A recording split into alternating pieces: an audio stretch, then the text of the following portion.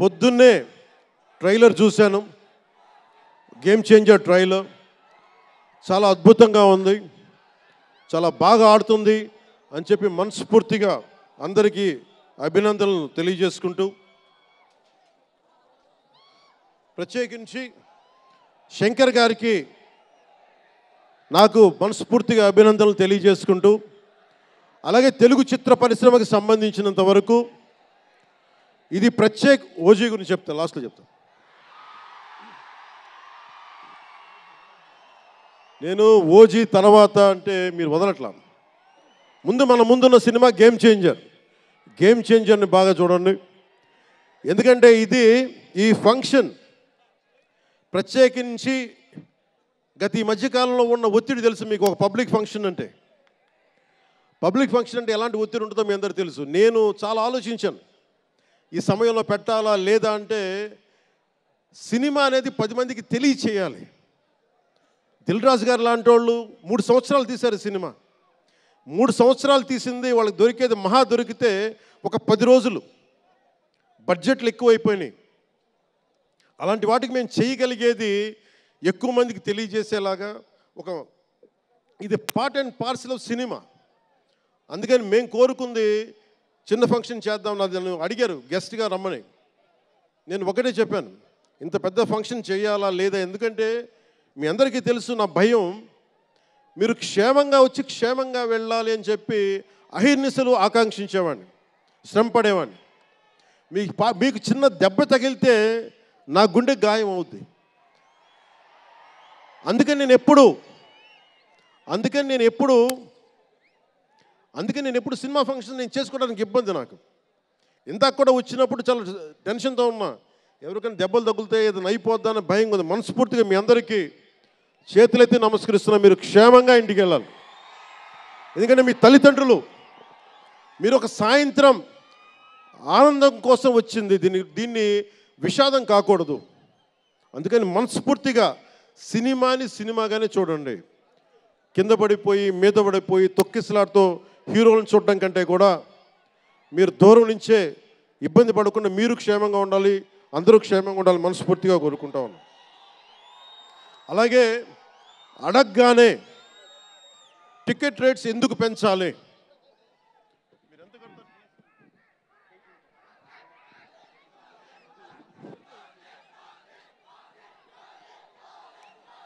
Ticket rates ఎందుకు పెంచాలి అని చాలామంది అడుగుతూ ఉంటారు.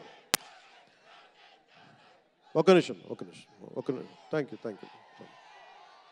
సినిమా రేట్లు ఎందుకు పెంచాలని అడుగుతారు. ఈ రోజున సినిమా రేట్లు పెంచాలి అంటే it's a purely demand and supply.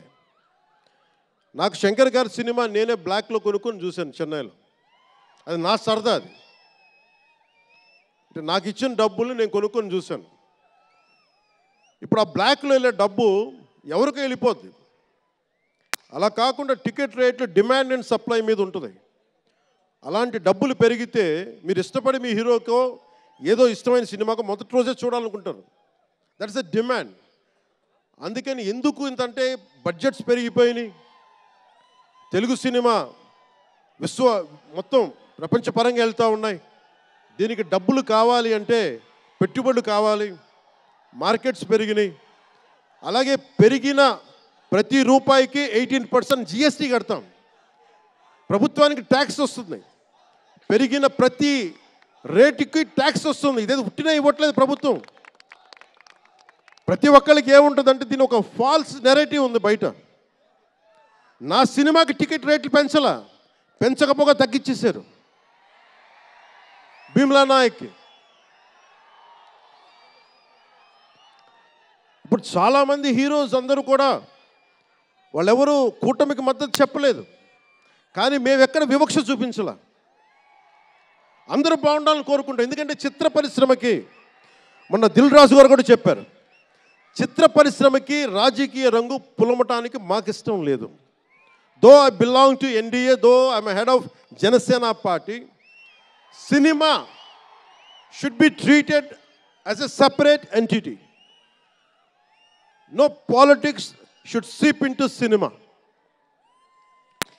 Milton Friedman అనే ఒక ఎకానమిస్ట్ ఒక చిన్నపాటి పెన్సిల్ని ఇలా చూపిస్తూ, ఈ పెన్సిల్ని తయారీకి ఈ కనిపించే టిప్పు ఈ మెటీరియల్, దీని లోపల ఉండే గ్రాఫైటు ఈ మెటీరియల్, ఇవన్నీ ఒక్కొక్కటి చెప్పుకుంటూ, దీనికి వెనక పెన్సిల్ ఉండే రబ్బరు ఇది ఎక్కడి నుంచి వస్తుంది ఇలా చెప్పుకుంటూ వెళ్తా, ఇది ఒక ప్రాంతం నుంచి రాలా, అనేక దేశాల నుంచి.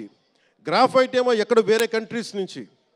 ఈ పెన్సిల్కి పెట్టిన మన బ్రాంజ్ రిబ్బన్ను అదేమో వేరే చైనా నుంచో లేదంటే ఏషియా నుంచి.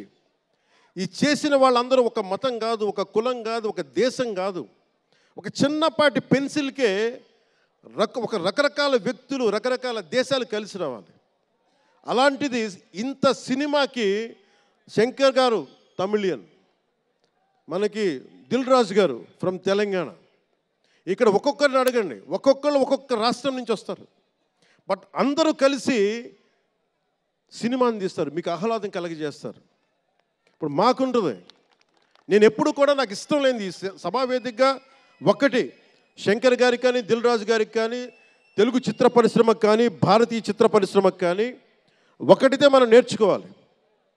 ఎప్పుడు మనం భారతీయ చిత్ర పరిశ్రమ అనేవాళ్ళం తప్ప, లాస్ట్ 90s నుంచి టాలీవుడ్ అని, బాలీవుడ్, కాలీవుడ్, మాలీవుడ్, మనం ఎందుకు ఏప్ చేయాలి వీళ్ళని?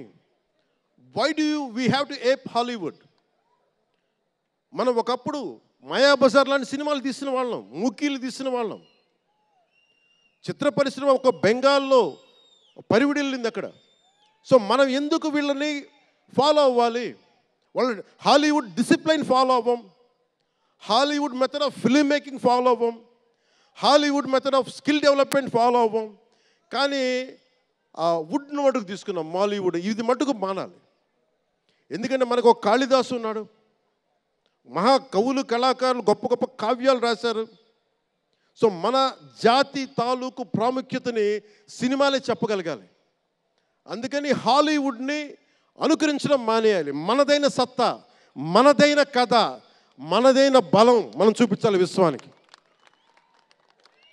అది చూపించకపోతే ఏమవుద్దంటే, ఎక్కడ కూర్చొని ఇప్పుడు కాపీ చేద్దామంటే కుదరదు. You have to come with original stories. సహజమైన కథలతో పట్టుకురావాలి. ఆ విధంగా ఉండాలి అంటే ముందు చిత్ర పరిశ్రమలో కూడా చాలా డిసిప్లిన్ రావాలి. సినిమాలు తీసే వాళ్ళు మాట్లాడాలి చిత్ర పరిశ్రమ గురించి, సినిమాలు తీయని వాళ్ళు మాట్లాడకూడదు. సినిమాలు తీయకుండా రాజకీయాలు చేసేవాళ్ళు మాకు నచ్చం.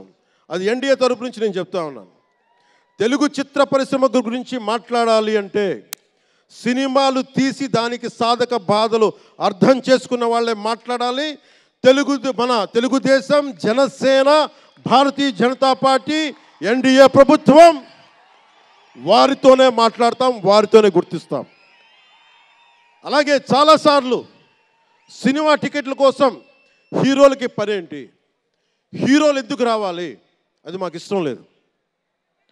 మహా అయితే నిర్మాతలు రండి, ఒక ట్రేడ్ బాడీ రండి, మీ యూనియన్ రండి, మేము అది ఇచ్చేస్తాం. అంతేగాని హీరోలు వచ్చి మాకు నమస్కారాలు పెట్టాలి,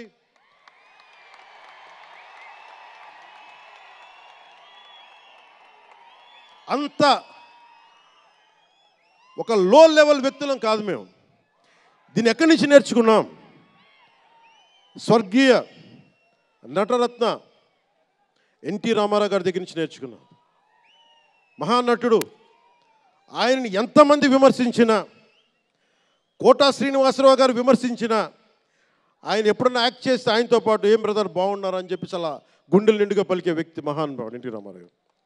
ఇంత తెలుగుదేశం పార్టీ ఎన్టీ రామారావు అన్నిసార్లు ముఖ్యమంత్రిగా ఉన్నప్పుడు కూడా ఎప్పుడు ఘట్టంలేని కృష్ణ గారు కాంగ్రెస్లో ఉండి కూడా కనిపిస్తే ఇద్దరు ఆప్యాయంగా మాట్లాడుకునేవాళ్ళు. ఎన్టీ రామారావు గారు ఎప్పుడు వివక్ష చూపించలా. ఇది చిత్ర పరిశ్రమ తాలూకు ఔన్నత్యం. ఇది అదే ఔన్నత్యాన్ని మేము కొనసాగిస్తున్నాం, అదే మేము కోరుకుంటా ఉన్నాం. అంతేగాని గతం ప్రభుత్వంలో లాగా మీరు అభిమానించే మెగాస్టార్ చిరంజీవి గారు వారిని కానీ, బాహుబలి ప్రభాస్ గారిని కానీ, మహేష్ గారిని ప్రిన్స్ మహేష్ అంటారు కదా, మహేష్ గారిని కానీ ఇంకెవరిని వెళ్ళారా, ఇంకెవరు వెళ్ళినా కానీ మేము ఇవన్నీ ఎందుకు చేయట్లేదంటే మాకు సినిమా పరిశ్రమ మీద గౌరవం ఉంది. నారా చంద్రబాబు నాయుడు గారు ఇప్పటికి 4వ ముఖ్యమంత్రి. ఆయన 3 సార్లు కానీ 4 సార్లుగా ముఖ్యమంత్రి ఉన్న ఈ సమయంలో ఎప్పుడు కూడా తెలుగు చిత్ర పరిశ్రమకి దోహదపడ్డారు తప్ప ఆయన ఎప్పుడు తెలుగు చిత్ర పరిశ్రమని ఇబ్బంది పెట్టలేదు. తిరిగి మేము సినిమాని గౌరవించే వాళ్ళం. ఇక్కడున్న చిత్ర పరిశ్రమ కోసం, సినిమాల కోసం పరితపించే కథల కోసం మనం వెనకాడతాం. మన కథలు కావాలి. సినిమా జీవితంలో లేని సినిమాలో వెతుక్కుంటాం. మనం జీవితంలో దొరకని న్యాయాన్ని సినిమాలో న్యాయం దొరికితే తృప్తి పడతాం. ఒక్కటి సినిమా తీస్తే ఎందుకు చూస్తాం మనం? శంకర్ గారి డైరెక్షన్లో అరే మన జీవితంలో మన ముఖ్యమంత్రి ఇలా ఉంటే బాగుంటుంది అనుకుంటాం. ఆ కథని, ఆ భావాన్ని సినిమాగా తెరకెక్కిస్తే అది బాగుంటుంది. ఒక శివాజీ సినిమా ఎదురు తిరిగితే ఎలా ఉంటుంది, ప్రత్యామ్నాయంగా రాజు చేస్తే ఎలా ఉంటుంది ఒక శివాజీ. ఇలాంటి సినిమాలన్నీ కూడా మనకి నిజ జీవితంలో జరగనివి. మనం ఒక అట్లీస్ట్ సినిమా ప్రపంచంలో చూస్తే ఒక తృప్తి ఉంటుంది. అలాగే ఇంతమంది యువత ముందుకొచ్చి ఎందుకు వస్తున్నారు అంటే ఒక మార్గదర్శకం సినిమాలు. ఒకసారి సినిమాలో కూడా చాలా మంచి విలువలు ఉంటాయి, కానీ ఆ విలువలు తీసుకోవచ్చు. కానీ మనం ఎలా ఉండాలంటే హంసలాగా పాలను తీసుకొని నీళ్ళు వదిలేయాలి. కానీ కొంతమంది నీళ్ళని పట్టుకుంటారు, మనం ఏం చేయలేము. సినిమా అన్నీ చూపిస్తుంది, మంచి చెడు 2 చూపిస్తాయి. ఏది తీసుకోవాలి అనేది మీది. ఉదాహరణకి వకీల్ సాబ్లో ఒక సన్నివేశంలో హీరో దగ్గరికి వచ్చే డైలాగ్ వస్తుంది, ఆర్ యు వర్జిన్ అని చెప్పి ఒక స్త్రీ పాత్రధారిని అడుగుతారు. అది నా ఇండివిజువల్గా నేను చెప్పడానికి ఇబ్బంది అనిపించింది. నేను డైరెక్టర్ గారికి, దిల్ రాజు గారికి చెప్పాను, ఈ డైలాగ్ అయితే నేను చెప్పాను. కాబట్టి అబ్బాయిని అడుగుతాను, అమ్మాయిని నేను అడగనేమని చెప్పి. అంటే న్యాయం 2 పక్షాలు ఉండాలి, ఒకళ్ళని ఇబ్బంది పెట్టడం నాకు ఇష్టం లేదు. ఇది సెన్సిబిలిటీస్ కూడా ఫిలిం టెక్నీషియన్స్ కానీ, డైరెక్టర్స్ కానీ, యాక్టర్స్ కానీ. ఎందుకంటే హీరోలు చాలా పెద్ద ప్రభావం, మీరు దర్శకులు చాలా పెద్ద ప్రభావం, నిర్మాతలు చాలా పెద్ద ప్రభావం చూపిస్తారు. మీరు కేవలం డబ్బులు సంపాదించడమే కాదు, మీరు కొన్ని విలువలు చెప్తారు. ఒక రామ్ చరణ్ కోసం కానీ, ఒక శంకర్ గారి కోసం కానీ, దిల్ రాజు గారి ప్రొడక్షన్ అంటే ఎందుకు ఇంతమంది వస్తారు, ఇన్ని లక్షల మంది ఎందుకు వస్తారంటే ఏదో ఒక కనెక్ట్ ఉంది, దానికి ఒక బంధం ఉంది, దానికి ఏదో ఎదురు చూస్తాం ఒక సినిమా ద్వారా. ఒక RRRకి ఎందుకు అంత పరిగెడతాం సినిమా చూడటానికి, ఏదో ఎదురు చూస్తాం మనం. సో బాధ్యత తెలుగు చిత్ర పరిశ్రమకు కూడా మీరు సమాజాన్ని ఇంకొంచెం వినోదంతో పాటు ఆలోచింపజేసే సినిమాలు ఇవి కూడా రావాలని మనస్ఫూర్తిగా నేను మీ నుంచి ఆశిస్తా ఉన్నాను. మీరు ఎలాంటి సినిమాలు తీసినా ప్రజలకి ఆమోదయోగ్యంగా ఉండే సినిమాలు, ప్రజలకు విలువ నేర్పించే సినిమాలు మరిన్ని రావాలని మనస్ఫూర్తిగా కోరుకుంటూ, ఈరోజు పెరిగిన రేట్లు ఆంధ్రప్రదేశ్ ప్రభుత్వానికి ఆదాయం కూడా కేవలం అది నిర్మాతలకని అనుకోవడానికి లేదు. పెరిగిన ప్రతి రూపాయికి 18% GST వస్తుంది. అది ప్రజలందరికీ కూడా ఈ సందర్భంగా నేను తెలియజేస్తాను.